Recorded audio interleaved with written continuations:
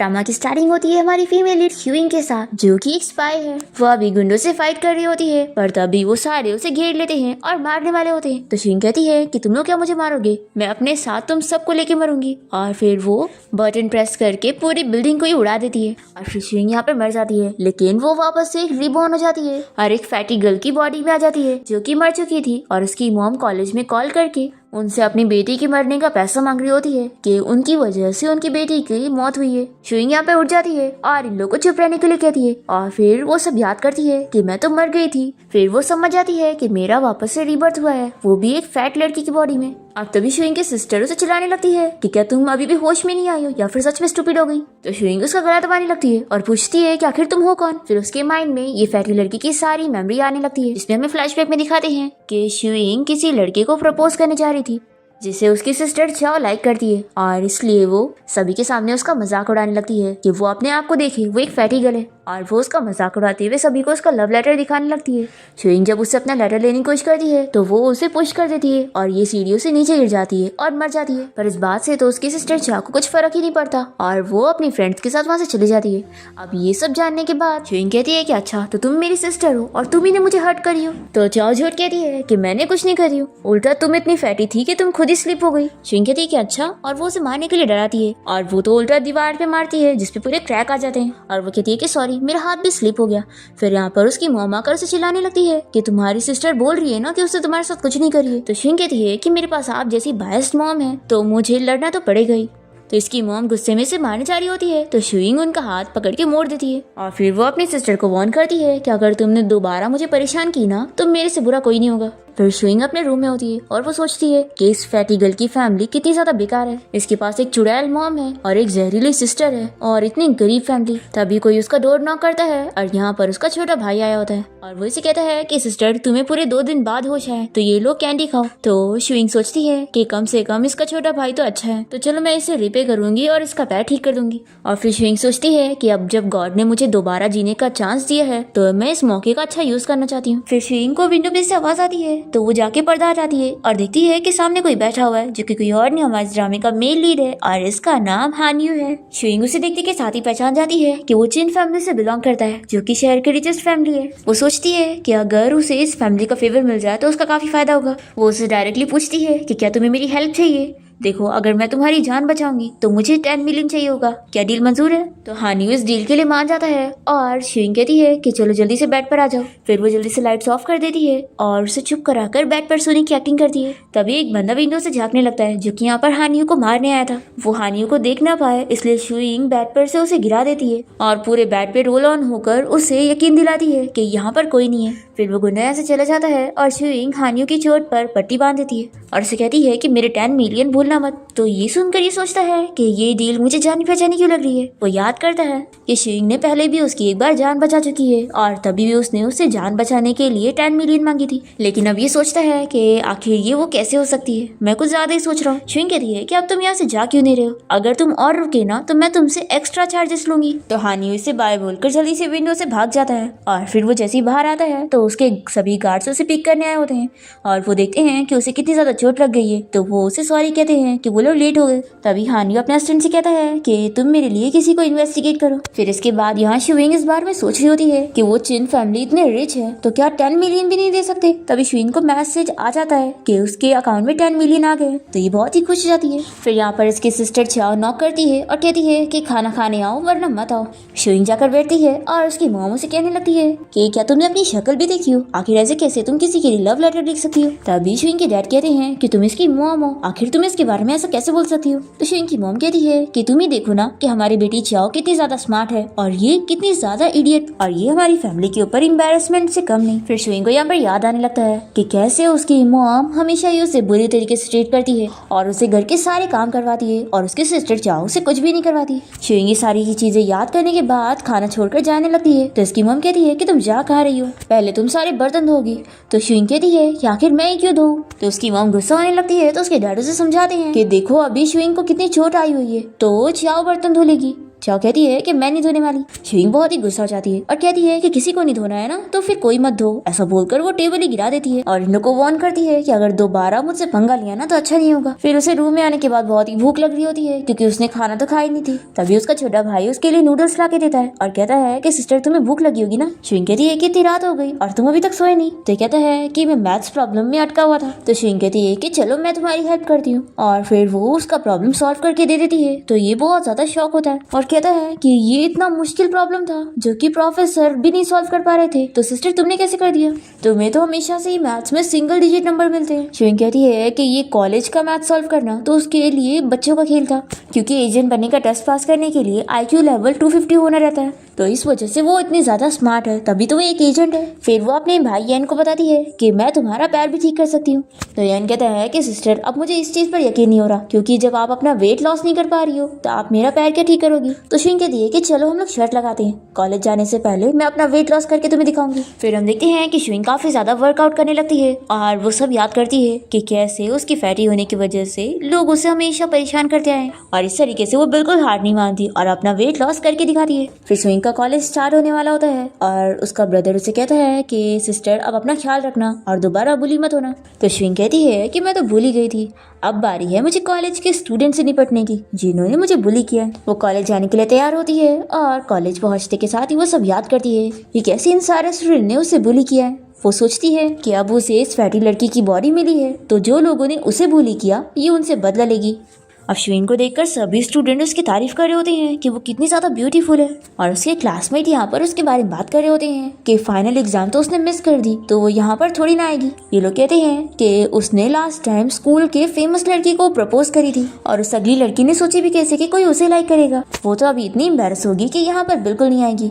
तभी इतने में शुइंग यहाँ पर आने लगती है और ये सभी भी समझ जाते हैं कि वो तो आ गई। इन लोगों ने पहले से उसके ऊपर पानी गिराने के लिए दरवाजे के ऊपर बाल्टी रखे होते हैं, पर शुइंग इस बाल्टी को पैर से मार के उसके ऊपर ही फेंक देती है और कहती है कि तुम लोग मेरा इतना देर से वेट कर रहे थे तो मेरा यहाँ पर आना तो बनता ही था। ये सभी स्टूडेंट बहुत ही शॉक होते हैं कि ये ब्यूटीफुल लड़की शुइंग कैसे हो सकती है। तभी शुइंग ने जिस लड़की को प्रपोज करी थी उसे जाके पूछती है कि तुम्हारा नाम मिंगचन है? वो हाँ कहता है। तो ये याद करती है कि कैसे उसने सभी के सामने उसका लेटर फाड़ कर उसकी बेइज्जती करते हुए उसे रिजेक्ट किया था और पूरे क्लासमेट उसके ऊपर हंस रहे थे।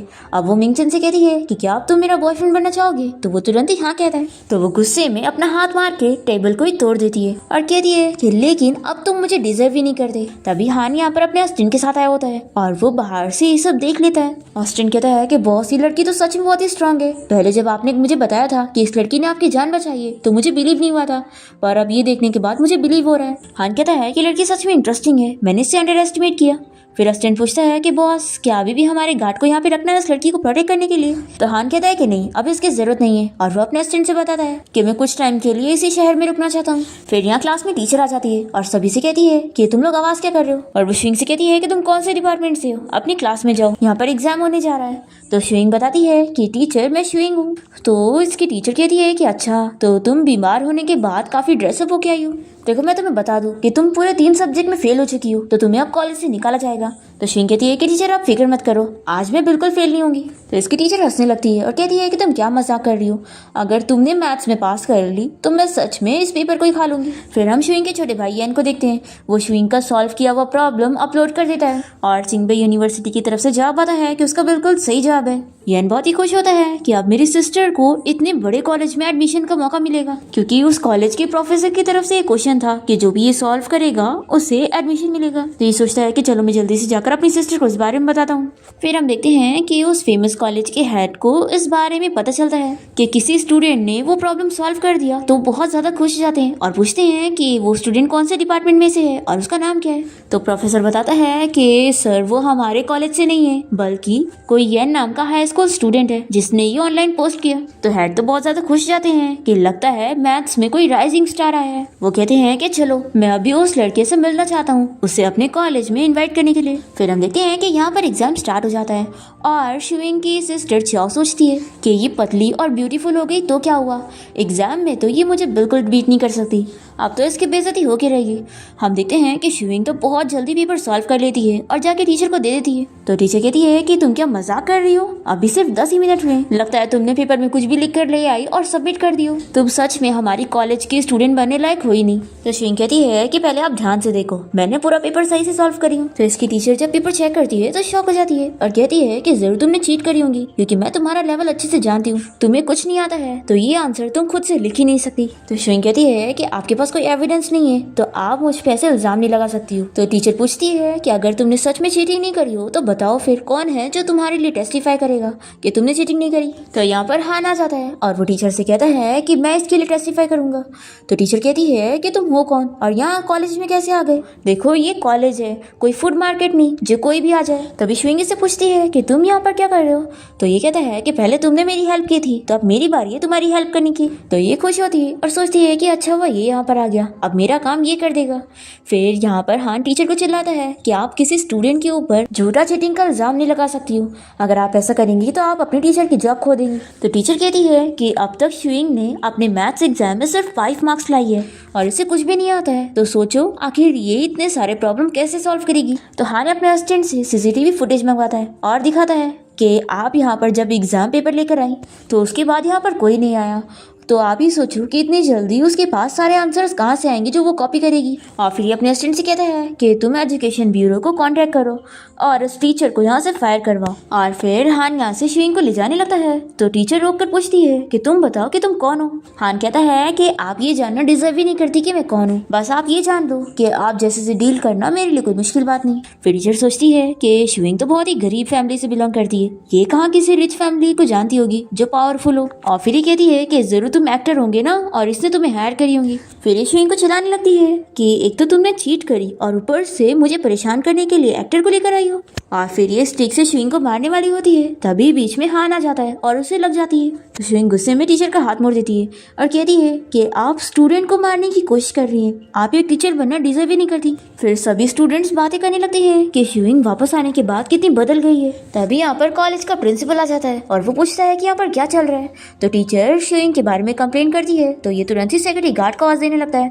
तभी हान पूछता है कि क्या आप जानते हैं कि मैं कौन हूँ। तो प्रिंसिपल कहता है कि आखिर मुझे कैसे पता होगा कि तुम कौन हो। फिर शुइंग स्लो से हान से कहने लगती है कि ये बहुत छोटा शहर है, यहाँ पर किसी को भी नहीं पता होगा कि तुम चिन फैमिली से बिलोंग करते हो। फिर हान प्रिंसिपल से कहता है कि पहले क्या आपने पूछा कि यहाँ पर हुआ क्या है जो आप सिक्योरिटी गार्ड को आवाज दे रहे हैं। तो प्रिंसिपल टीचर से पूछता है कि यहाँ पर क्या हुआ है। तो टीचर बताती है कि इस लड़की ने चीट करी है और मानने के लिए तैयार नहीं है। तो शुइंग कहती है कि मैंने कोई चीट नहीं करी। टीचर कहती है कि अच्छा, इससे पहले तो तुम्हें कभी अच्छे मार्क्स नहीं आए, तो बताओ तुम्हें सर में चोट लगने के बाद तुम जीनियस बन गई हो। तभी इतने में यहाँ पर शुइंग का छोटा भाई येन आ जाता है और वो कहता है कि मेरी सिस्टर पहले से एक जीनियस है। और फिर वो यहाँ पर आकर शुइंग को बताने लगता है कि सिस्टर, जो आपने मैथ्स का प्रॉब्लम सॉल्व करी थी ना, मैंने उसे पोस्ट करा और आपका आंसर एकदम राइट है, इसलिए चिंगबे यूनिवर्सिटी की तरफ से आपको ऑफर आया है कि आपका चाहे जो स्टेटस हो वो आपको अपने कॉलेज में एडमिशन करवाना चाहते हैं।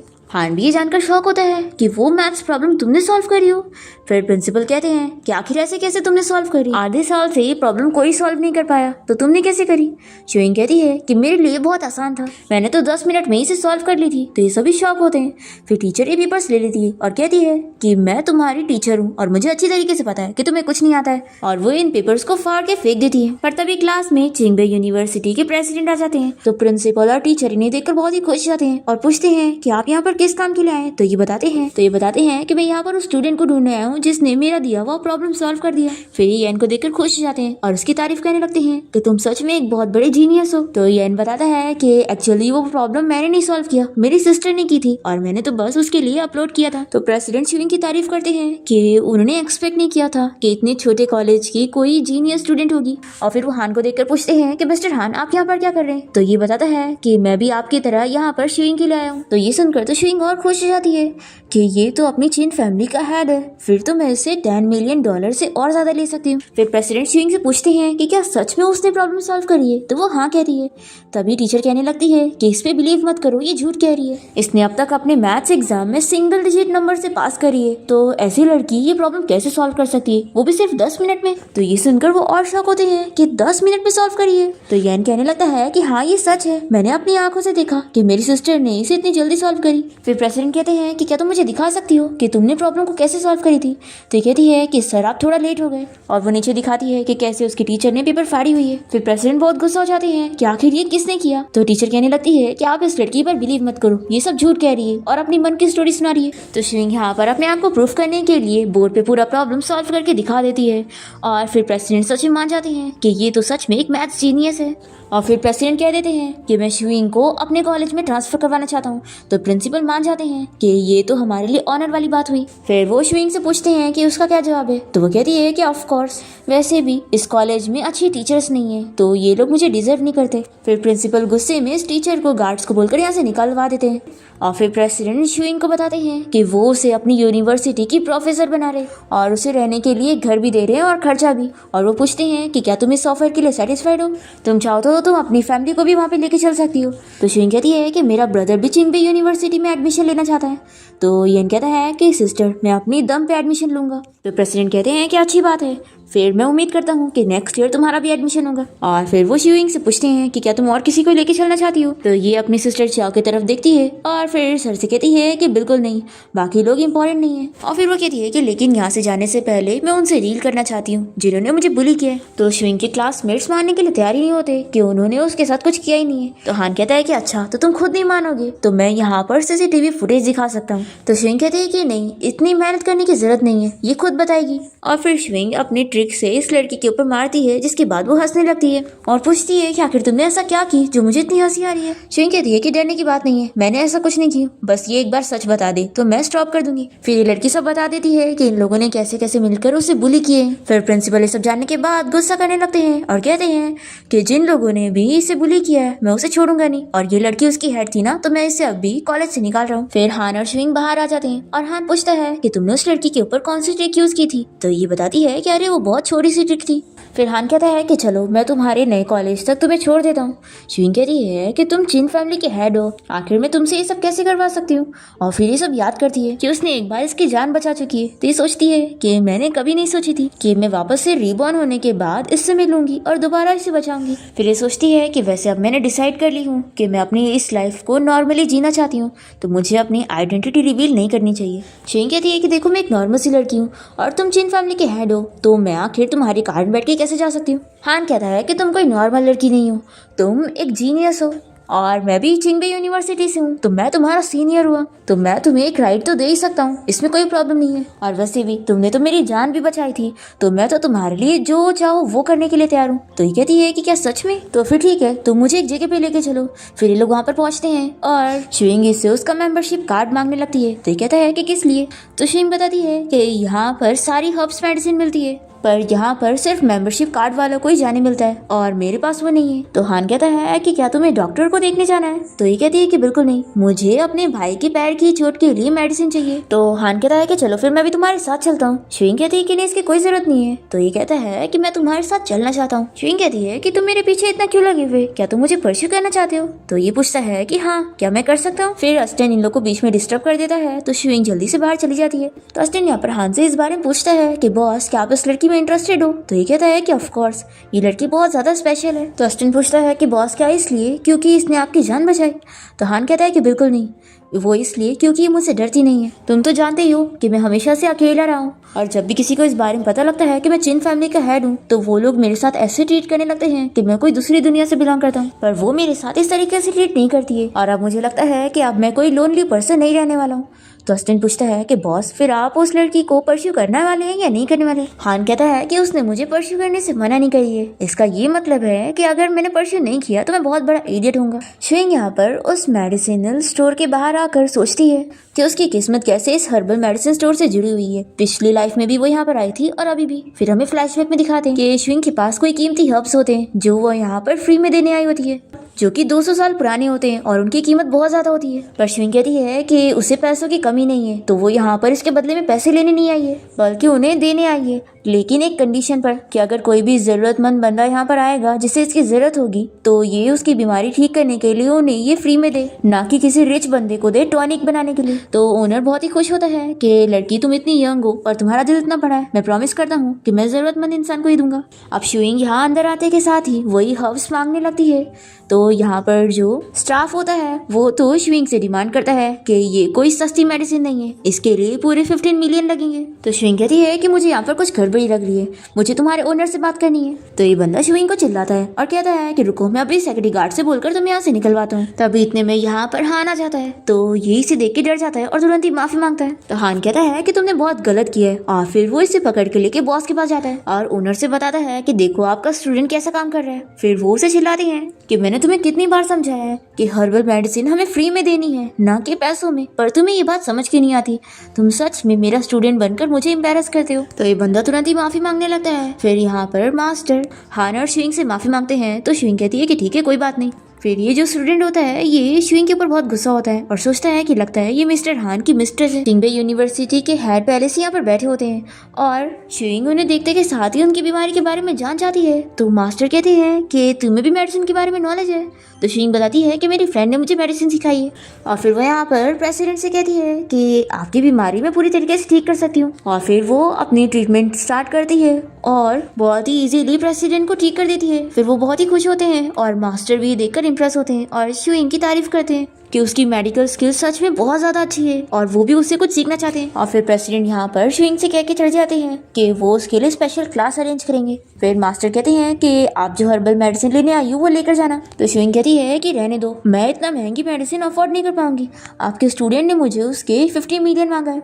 तो ये सुनकर मास्टर अपने स्टूडेंट को चिल्लाने लगते हैं और उसे कहते हैं कि अब वो उसे यहाँ से निकाल रहे हैं क्योंकि उन्हें ऐसा स्टूडेंट नहीं चाहिए। तो वो काफी माफी मांगने लगता है कि मेरी 10 सालों की मेहनत बर्बाद हो जाएगी, पर फिर भी मास्टर नहीं मानते। तो वो यहाँ से जाने लगता है। तभी शुइंग कहती है कि आप इसे ऐसे नहीं जाने दे सकते, इससे आपके सारे प्रिस्क्रिप्शन की फॉर्मूला पता है और ये इसका यूज करके लोगों की जरूरत का फायदा उठा सकता है और उनसे पैसे ठग सकता है। तो मास्टर यहाँ पर इसके हाथ में कुछ कर देते हैं ताकि वो आगे मेडिसिन का यूज ना कर पाए और पैसे कमाने के लिए कोई दूसरी जॉब ढूंढे। फिर इसके बाद तो इस बंदे को बहुत ही गुस्सा आती है और ये सोच लेता है कि मैं इस लड़की को छोड़ूंगा नहीं। फिर हान और शुइंग मेडिसिन लेने के बाद बाहर आ जाते हैं और शुइंग इसे पूछती है कि क्या तुम सच में मुझे परस्यू करने वाले हो, इसलिए तुम मुझे फॉलो कर रहे हो। तो ये कहता है कि ये तो ऑब्वियस है ना। तो शुइंग कहती है कि देखो, मैं एक ऑर्डिनरी पर्सन हूँ और इसलिए मैं एक ऑर्डिनरी लाइफ जीना चाहती हूँ, मैं तुम जैसी मिस्टीरियस फैमिली के बीच में इन्वॉल्व होना नहीं चाहती हूँ। हान कहता है कि तुम कोई नॉर्मल पर्सन नहीं हो, तुम्हें इतनी सारी स्किल्स आती है, तुम एक जीनियस हो और तुम्हें मेडिसिन की भी नॉलेज है और तुम एक लड़की की तरह हो जिससे मैं पहले मिल चुका हूँ, उसके अंदर भी सेम तुम्हारी तरह क्वालिटीज थी। तो कहीं ऐसा तो नहीं कि तुम ही वो हो और तुम अपना फेस चेंज करके यहाँ पर आई हो। और फिर ये याद करने लगता है कि कैसे शुइंग ने उसकी जान बचाई थी और सोचता है कि मैं कितने टाइम से उसे ढूंढ रहा था पर वो मुझे नहीं मिली। पर शुइंग यहाँ पर साफ मना कर देती है कि मैं वो नहीं हूँ और मैं तो बस एक नॉर्मल सी कॉलेज गर्ल हूँ और ये सब सिर्फ एक कोइंसिडेंस है। तो हान कहता है कि सॉरी, बस तुम्हारे और उसमें काफी सारी सिमिलरिटीज है तो इसलिए मुझे लगा कि वही तुम हो। शुइंग कहती है कि देखो, मुझे तुम जैसे रिच बंदे के साथ कोई कांटेक्ट में नहीं रहना है, तो हमें इस चीज को यहीं पर स्टॉप करना चाहिए। और ये बोलकर वो चली जाती है। फिर हान अपने स्टूडेंट के साथ यहाँ से जाने वाला होता है पर तभी वो स्टाफ चुपके से शुइंग को देख रहा होता है और वो उसे बदला लेने के लिए उसे मारने के लिए जाता है। हान जैसे ही देखता है तो वो शुइंग को बचाने के लिए भागता है और उस बंदे को रोकने लगता है, पर ये तो इसे चाकू मार देता है और फिर ये शुइंग को भी मारने जाता है। पर शुइंग तो अपनी फाइटिंग स्किल से इसे इजीली फाइट कर लेती है और फिर जल्दी से हान के पास आकर उसे लेकर उसके विला में आ जाती है और उसकी चोट वगैरह पर पट्टी कर देती है। तभी वो एकदम बेहोश होने की एक्टिंग कर रहा होता है और इसे पता होता है कि ये अभी भी एक्टिंग कर रहा है। फिर वो उसे कह देती है कि अगर तुम नहीं उठे ना तो मैं तुम्हें नीडल चुबो दूंगी। तो हान कहता है कि मैंने तुम्हारी जान बचाया और क्या तुम मेरे साथ ऐसे करोगी। तो शुइंग कहती है कि तुम्हें बीच में आने की जरूरत ही नहीं थी, मैं उससे इजीली फाइट कर लेती।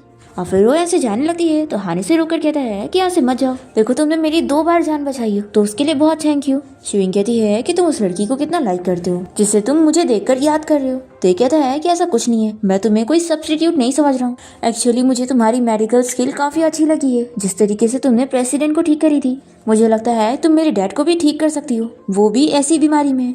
अब तभी यहाँ पर हान को कॉल आती है कि उसके डैड की कंडीशन बहुत ही क्रिटिकल हो गई है। हम देखते हैं कि हान के डैड यहाँ पर बीमार होते हैं और हान का जो नेफ्यू होता है वो बड़ा खुश होता है कि अब जब ग्रैंडपा मर जाएंगे तो फैमिली का हेड मैं बनूंगा।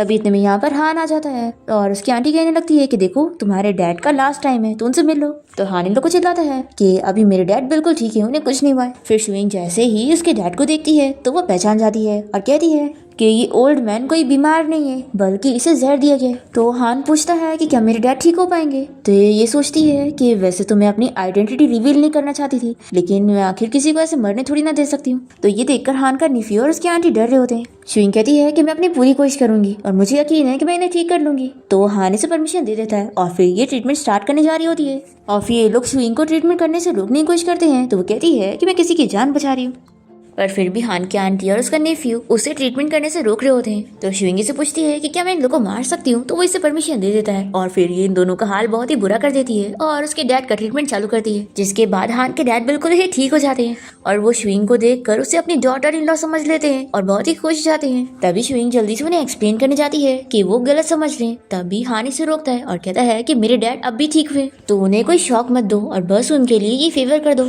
तो शुइंग मान जाती है और हान के साथ मिलकर एक्टिंग करती है ताकि उसके डैड को कुछ ना पता चले। और हान के डैड उसे कहते हैं कि डॉटर इन लोग को बहुत ही अच्छे से ट्रीट करना। और फिर हान शुइंग को लेकर उसके रूम में आ जाता है और उसे कहता है कि तुमने अब मेरी फैमिली के ऊपर एक और फेवर करी हो। शुइंग कहती है कि एक नहीं बल्कि 2 फेवर करी हूँ। पहला तो ये कि मैंने तुम्हारे डैड की जान बचाई और दूसरा ये कि तुमने मेरा फायदा उठाया। हान कहता है कि ठीक है, तुम जितना चाहे उतना काउंट कर लो, क्योंकि फेवर तो तुम्हारा है हमारे ऊपर, जो कि हम तुम्हें कभी भी बैक नहीं कर पाएंगे।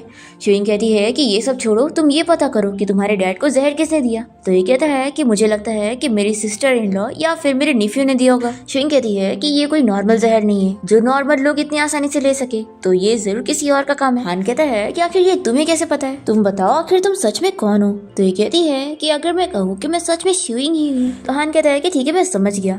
और फिर वो इसे बताने लगता है कि एक एजेंट है तुम्हारी तरह सेम नाम की, जो कि तुम्हारी तरह बहुत ज्यादा जीनियस है और हर चीज में एक्सपर्ट है। वो लोगों को मारना भी जानती है और बहुत रहमदिल भी है। उसने मेरी जान बचाई थी, इसलिए मैं उसे ढूंढना चाहता था ताकि मैं उसे थैंक्स कर सकूं, पर वो मुझे आज तक मिली ही नहीं। तो ये पूछती है कि तुम ये सब मुझे क्यों बता रहे हो। हान कहता है कि मैं तुम्हें उसका सब्स्टिट्यूट नहीं समझ रहा हूँ। मैं जानता हूँ कि वो अलग पर्सन है और तुम अलग पर्सन हो और तुम वो नहीं हो। और सॉरी, मैंने तुम्हारे ऊपर काफी बार टेस्ट किया और अब मैं प्रॉमिस करता हूँ कि मैं दोबारा ऐसे नहीं करूंगा। तो क्या तुम मुझे एक और चांस दोगी। शुइंग कहती है कि मैं तुम्हें इतनी आसानी से माफ नहीं करने वाली हूँ। अब ये तो तुम्हारी नेक्स्ट परफॉर्मेंस पे डिपेंड होगा कि मैं तुम्हें माफ करूंगी या नहीं। फिर इसके बाद हम देखते हैं कि हान यहाँ पर शुइंग को उसके कॉलेज छोड़ने जाता है और सभी लोग हान की कार देखकर ही पहचान जाते हैं। और जैसे वो डोर खोलने जा रहा होता है तो शुइंग उसे रोकती है और कहती है कि मुझे कॉलेज के फर्स्ट डे ही बहुत फेमस नहीं होना है। तो ये कहता है कि ठीक है, तो फिर तुम मुझे अपना फोन दो। तो ये पूछती है कि तुम क्या करने जा रहे हो। हान कहता है कि मैं तुम्हें परस्यू कर रहा हूँ, तो मुझे तुम्हें अपनी सिंसियरिटी तो दिखानी है। देखो, मैंने अपना नंबर सेव कर दिया,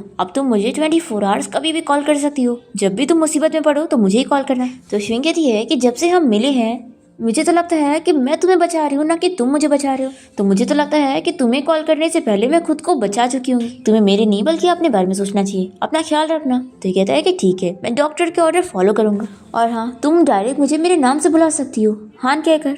तो शुइंग कहती है ठीक है और फिर वो इसे बाय बोलकर जैसी कार से बाहर निकलती है तो हान की जो चाइल्डहुड फ्रेंड होती है वो ये देखकर जेलस हो जाती है। क्या आखिर हान की कार में से ये लड़की क्यों बाहर आई है। फिर शुइंग यहाँ पर मैप का यूज करते हुए अपना अपार्टमेंट ढूंढ रही होती है और सोचती है कि ये कितनी बड़ी यूनिवर्सिटी है। तभी वो लड़की जल्दी से इसे रोकती है और कहती है कि मेरा नाम चिंग्यू है, अगर तुम हान को जानती हो तो तुम मेरा भी नाम जानती होंगी। तो शुइंग कहती है कि मैं तुम्हें नहीं जानती हूँ और मेरे रास्ते से हटो। ऐसा बोलकर वो जा रही होती है तो ये इसका हाथ पकड़ के रोकती है और कहती है कि तुम नहीं जानती तो जानना नहीं चाहोगी। तो शुइंग कहती है कि मेरा हाथ छोड़ो, मेरा यहाँ पर फर्स्ट डे है तो मैं फाइट नहीं करना चाहती हूँ। और वो फिर से जाने की कोशिश करती है तो ये कहती है कि मैं तुम्हें बताती हूँ, मैं हान की फियांसी हूँ, इसलिए अच्छा ही होगा कि तुम मेरे और हान के बीच से दूर हो जाओ। तो शुइंग सोचती है कि अब मुझे समझ आया, ये मुझे मिस्ट्रेस समझ के ऐसे ट्रीट कर रही है। फिर ये तो हान को कॉल करती है और उसे बताती है कि तुम जल्दी यहाँ पर पहुंचो, तुम्हारी फियांसी यहाँ पर मुझे परेशान कर रही है, तो उससे आकर बोलो कि वो मुझे परेशान न करे, ठीक है। हान तो यहाँ पर शॉक होता है कि मेरी तो कोई फियांसी ही नहीं है। फिर यहाँ पर चिंग्यू शुइंग को चिल्लाने लगती है कि तुम एक मिस्ट्रेस हो, तो सोचना भी मत कि हान तुम्हारी बात सुना करेगा और तुम समझती क्या अपने आप को। तो शुइंग इसे एक स्लैप लगा देती है और चिल्लाती है। फिर चिंगी भी शुइंग को स्लैप लगाने जा रही होती है पर तभी हान आकर उसका हाथ रोक देता है। तो ये सोचने पड़ जाती है कि आखिर ये इस लड़की की साइड क्यों ले रहा है। फिर शुइंग हान से कहती है कि तुम्हारी फियांसी यहाँ पर मुझे परेशान कर रही है, तो क्या तुम इस बारे में एक्सप्लेन नहीं करोगी। फिर हान चिंगी से पूछता है कि तुम मुझे ये बताओ कि तुम्हारी और मेरी एंगेजमेंट कब हुई। तो ये कहती है कि तुम भूल कैसे सकते हो कि तुम्हारी मेरी फैमिली के साथ एंगेजमेंट कब से तय थी। हान कहता है कि वो तुम्हारी बड़ी सिस्टर के साथ मेरी एंगेजमेंट हुई थी जो कि कब का मर चुकी है, तो ये एंगेजमेंट भी कैंसिल है। और मैंने तुम्हारी फैमिली से कभी ऐसा प्रॉमिस नहीं किया कि तुम्हारी सिस्टर के बाद मैं तुमसे शादी करूंगा। तुम बस अपनी मन गढ़ंत कहानी बनाकर रूमर फैला रही हो। मैं तुम्हें वार्न कर रहा हूँ कि आगे से ऐसा मत करना, क्योंकि मेरी और तुम्हारी फैमिली के बीच में ऐसा कोई रिश्ता नहीं होगा। और फिर ऐसा बोलकर ये शुइंग को यहाँ से लेकर चला जाता है। और फिर ये सब सुनने के बाद आसपास के सभी लोग चिंग्यू पर हंसने लग जाते हैं कि यानी वो अब तक सिर्फ झूठ कहती आ रही थी कि वो मिस्टर हान की वाइफ बनने वाली है, जबकि ये सब तो उसकी बस इमेजिनेशन है। फिर चिंग्यू इन लोगों को चिल्लाती है और ये सोच लेती है कि पता नहीं इसने हान को कैसे फंसाई है, लेकिन मैं इसे छोड़ूंगी नहीं। फिर यहाँ पर हान शुइंग को लेकर कॉलेज के दिए अपार्टमेंट में ले आता है और कहता है कि तो कितना छोटा है, इससे अच्छा तो मैं तुम्हें एक बड़ा सा घर दिला देता हूँ। शुइंग कहती है कि इसकी जरूरत नहीं है, मेरे लिए जगह ठीक है। फिर हान शुइंग को फिर से चिंग्यू के बारे में एक्सप्लेन करता है कि उसका उसके साथ कोई रिलेशन नहीं है और वो सब झूठ कह रही थी कि वो उसकी फियांसी है। ये कहती है कि तुम मुझे सब क्यों बता रहे हो, तो ये कहता है कि मैं जब तुम्हें परस्यू कर रहा हूँ तो मैं चाहता हूँ कि तुम मेरे बारे में कुछ गलत आइडिया ना रखो। फिर सूटकेस उठाने की वजह से हान को उसकी चोट पर दुख रहा होता है, तो ये उसकी पट्टी चेंज करती है और उसे ऐसे देखते हुए पूछती है कि तुम क्या सोच रहे हो। तो हान यहाँ पर शुइंग को किस कर लेता है और फिर वो उसे दूर नहीं करती है। तो ये कहता है कि मुझे लगा था कि तुम मुझे स्लैप लगाओगी। शुइंग कहती है कि अगर अब तुम यहाँ से नहीं गए तो मैं स्लैप मारने का सोच सकती हूँ ताकि तुम्हारी विश पूरी हो जाए। तो हान कहता है कि बिल्कुल नहीं, तुम रेस्ट करो, मैं जाता हूँ। और वैसे अभी जल्दी एक पार्टी आने वाली है तो मैं चाहता हूँ कि उसमें तुम मेरे साथ चलो।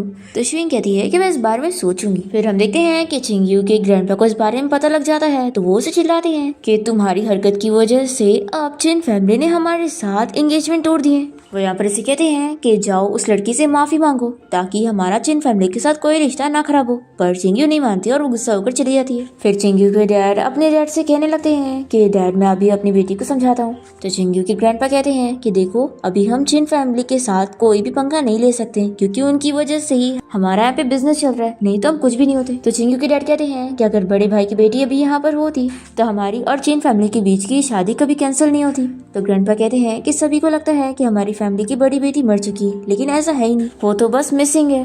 फिर इसके बाद हम देखते हैं कि शुइंग जब यहाँ बर्थडे पार्टी के लिए पहुंचती है तो सिक्योरिटी गार्ड उसे अंदर नहीं जाने देते और कहते हैं कि उसने जो ड्रेस पहनी है वो भी सही नहीं है। तभी यहाँ पर हान आ जाता है और वो कहता है कि क्या वो मेरे साथ जा सकती है, तो सिक्योरिटी गार्ड उसे अंदर जाने देते हैं। हान ने पहले से ही शुइंग के लिए ड्रेस तैयार करके रखा होता है और वो कहता है कि ये तुम्हारे लिए परफेक्ट रहेगी, मैंने पहले से ही इसे तैयार करके रखा था। शुइंग कहती है कि लेकिन अगर मैंने इसे पहनी तो मैं फाइट नहीं कर पाऊंगी। तो ये कहता है कि तुम्हें फाइट करने की जरूरत भी नहीं है, तुम मेरे पीछे आ जाना और मैं तुम्हें अपनी लाइफ से प्रोटेक्ट करूंगा। शुइंग सोचती है कि मुझे अपनी पुरानी लाइफ में ऐसी ड्रेस पहनने का मौका कभी नहीं मिला, तो क्या मैं इस लाइफ में नॉर्मली जी सकती हूँ और हान के साथ रह सकती हूँ। फिर हम देखते हैं कि चिंग्यू के डैड भी यहाँ उसे पार्टी में लेकर पहुंच जाते हैं और उसे समझा देते हैं कि जब मिस्टर हान और वो लड़की यहाँ पर आएंगे तो तुम्हें उनसे माफी मांगना है, ठीक है। और ये बोलकर वो चले जाते हैं। फिर यहाँ पार्टी में हान और शुइंग की एंट्री होती है और फिर सभी इनके बारे में बातें करने लगते हैं कि इनका कपल कितना अच्छा लग रहा है और ये देखकर चिंग्यू बहुत ही जेलस होती है। फिर प्रेसिडेंट ज़ैंग भी यहाँ पर पहुंचते हैं और चिंग्यू उन्हें गिफ्ट देती है। फिर वो उसे स्टेज पे लेके जाते हैं और अनाउंस करके बताते हैं कि वही वो मैथ्स जीनियस है जिसने प्रॉब्लम सॉल्व करी थी और अब वो ऑफिशियली उसे अपने कॉलेज की प्रोफेसर बना रहे।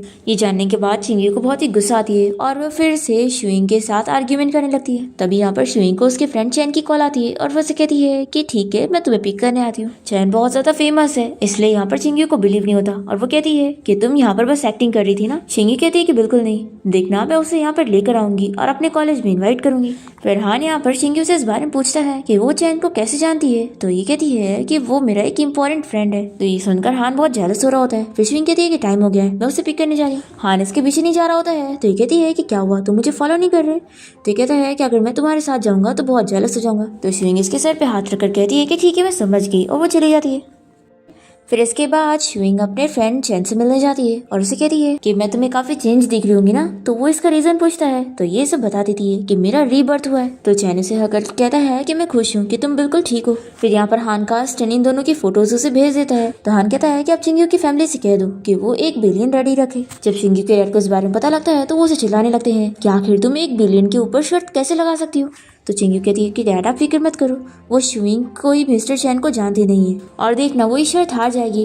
पर तभी इतने में इन्हें कॉल आती है कि शुइंग ने तो मिस्टर चैन को कॉलेज में इनवाइट कर ली है और अब ये लोग 1 बिलियन हार चुके हैं। फिर ये जानने के बाद चिंग्यू को काफी शौक लगता है।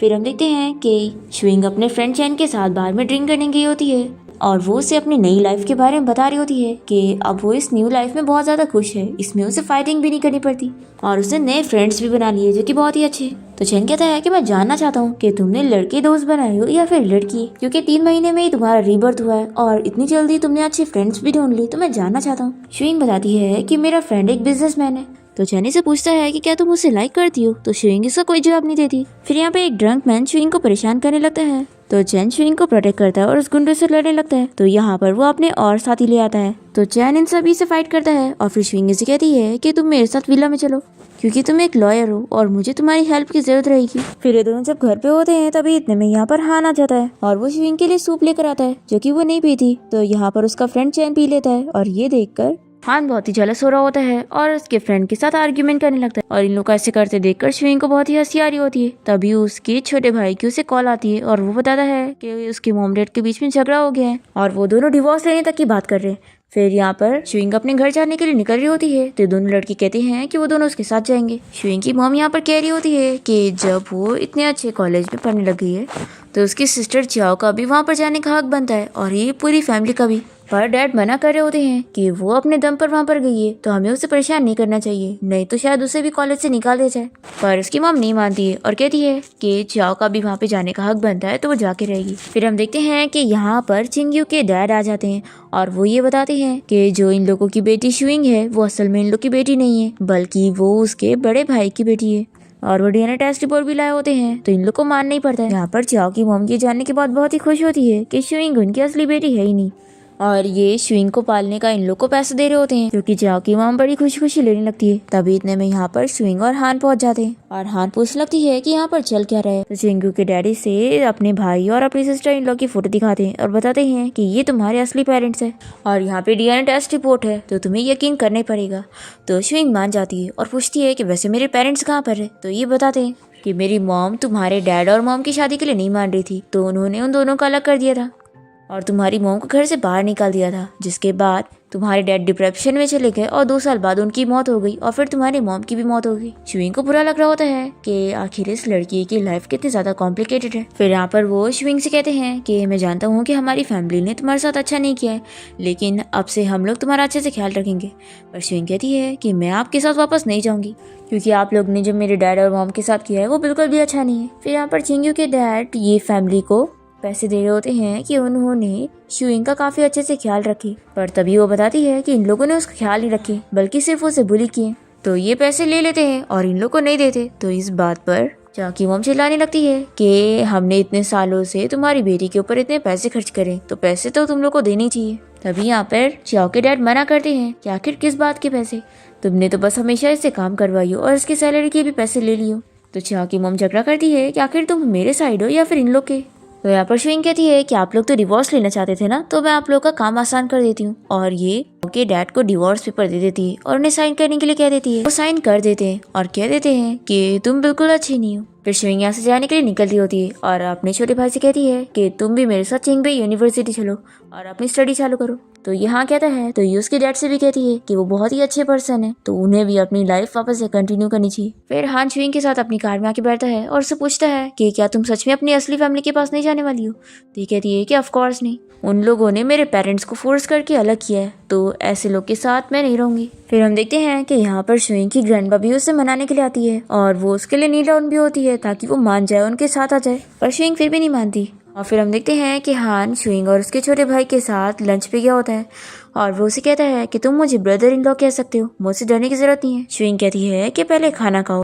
फिर हान जब शुइंग को उसके घर छोड़ने जाता है तभी शुइंग को शक हो जाता है कि कोई यहाँ पर है और वो हान को बचा लेती है और फिर वो दोनों अंदर चले जाते हैं। हम देखते हैं कि यहाँ पर हान को मारने के लिए उसका नीफ्यू आया होता है और ये बहुत ही गुस्सा होता है कि मेरा प्लान फिर से खराब हो गया, अगर हान मरेगा नहीं तो आखिर मैं फैमिली का हेड कैसे बनूंगा। चियाओ की सिस्टर भी यहाँ पर ये सब देख रही होती है और वो इसे कहती है कि क्यों ना हम दोनों मिल जाए, मैं भी अपनी सिस्टर से बदला लेना चाहती हूँ तो हम दोनों मिलकर साथ में बदला ले सकते हैं। और फिर नेक्स्ट डे हम देखते हैं कि चियाओ प्लान के हिसाब से शुइंग को बाहर मिलने के लिए बुलाती है और उसे एक होटल रूम में लॉक कर देती है। फिर हान शुइंग की बहुत फिक्र कर रहा होता है और वो उसे ढूंढते हुए यहाँ पर पहुंच जाता है और इसे यहाँ पर देखकर वो उसे पूछता है कि जरूर उसी ने कुछ करी है तो वो सब बताए, पर ये जानबूझ के नहीं बताती है और कहती है कि तुम्हें उसे ढूंढना है ना तो सारे रूम में ढूंढ लो, शायद वो तुम्हें मिल जाए।